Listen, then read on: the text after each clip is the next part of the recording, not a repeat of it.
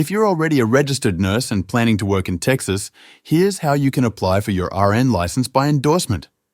Before starting the application, make sure you're eligible.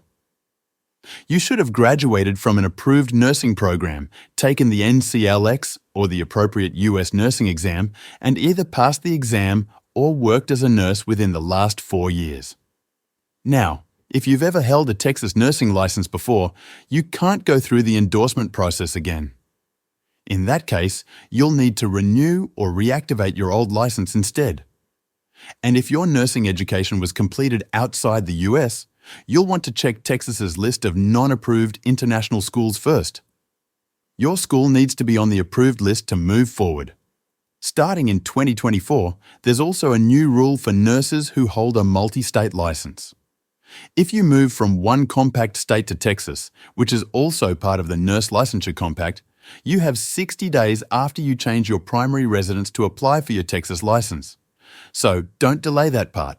When you're ready to apply, the entire process can be done online. Go to the official Texas Board of Nursing website and find the endorsement section. You'll create an account, fill in your details, and pay the required fee.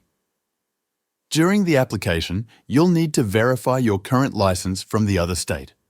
Texas uses Nursys for this, which makes things quicker.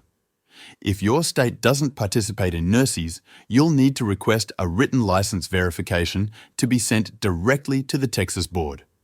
There's also a background check requirement. After submitting your application, you'll get instructions to complete fingerprinting. Whether you live in Texas or out of state, follow the directions exactly. Your fingerprints must go through the approved process for your application to be accepted. Finally, once your documents are in and everything is verified, the board will process your application.